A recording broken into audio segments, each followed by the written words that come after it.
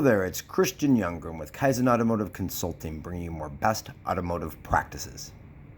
Kaizen literally means change for the better, and continuous improvement is what our company is all about. Helping ourselves, helping others, and helping companies change for the better. Now, if this is your first time to our channel, and you want to improve your automotive selling skills, you want to learn how to use psychology to close more car deals, and receive unbiased reviews on dealership product and service companies, make sure you subscribe and then turn on that bell. That way you never miss out on learning anything new. Well, all right then, let's get to work. Who's seen this? So we've got the 3 modes of communication. Anybody ever seen this, right? It's very common that comes up in, some type of communications course of your communications major. Right? That's what you told me you were. And also it comes up in sales classes as well because it's the way we communicate, right? So if there's 100% communication, so 100% is our score, right? So if we used all 3 of these modes, we'll say that it's a score of 100. What percentage would we give to each of these? So Donnie, you already probably know, so I'm going to move on from you. Tim, and it doesn't matter if you know or not. Tim, what percentage of communication do you think comes from body language? If you got 100%, what percentage is coming from body language? 35. So 35. What about tonality and tone and voice and fluctuation? I'd say 40. 40. So that leaves us what? That leaves us 35. Yeah, 25. 25 is what I thought. That's what I had. All right. So, do you know, Donnie? You remember? I literally thought that tone and voice was more. Yeah. I know that was higher. Here's what they are. Yeah. 55, Okay, I was wrong. 38, and 7. You can debate them. I've heard 40, 20. The bottom line is there's always more on body language, tonality than there are words. And it's always more body language than it is tonality. So the percentages, you can debate them, but the amount distributed to each area is still the same, right? So they're very important. So one thing I want to talk about, body language obviously want to use. I used it when we were doing the greeting, right? And I said, a vehicle like this one, right? So you kind of point to it, right? So you want to use your body language, but that's not what I want to talk about. What I want to do is a quick lesson on tonality. Okay, so a quick lesson on tonality.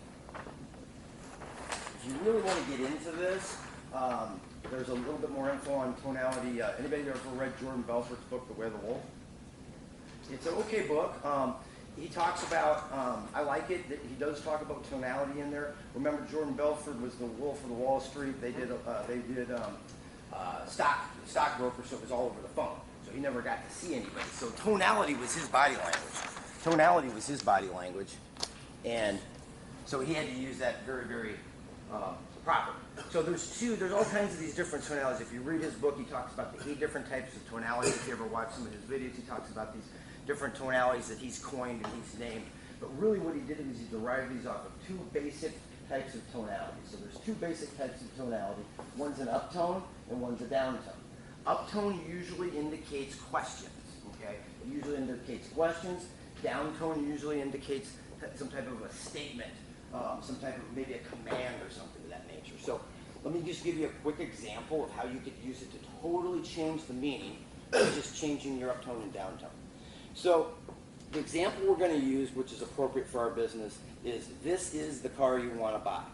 Now, we could probably change our words if we really wanted to make this a question, right? And say something like, is this the car you want to buy? But we're not allowed to in this case, right?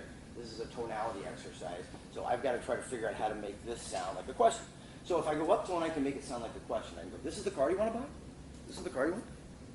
Now, if I wanted to go the other way and make it more of a command, say Donnie and I are looking for some cars. I'm looking at a sports car outside. I go inside, I'm looking at a Camaro, but I'm not looking at the nice one, the Z28. We go in the showroom, and there's the Z28 there, and Donnie looks at me and goes, Chris, this is the car you want to buy, right? This is the car you want to buy. So you can change it, the tonality. That was a statement or a command versus having it be a question. So again, I just want to give that quick lesson. You're going to hear me, and I want to be able to refer to this throughout when we do different word tracks when I go uptone and downtone. Because there's times I'm going to try to soften it up. You'll hear me when I do my trial closes, or when I do my trial close, or I do my 4-step to go ahead and overcome the objections. You'll hear me say stuff like, well, you probably want to think about it because it's a big decision. You want to make sure you're doing the right thing. Well, yeah, help me out here a second before you take price it. Color equipment is at price. So the point is I kind of go uptone there to show the empathy because I'm asking kind of a touchy question. So when you ask touchy questions, you can go uptone.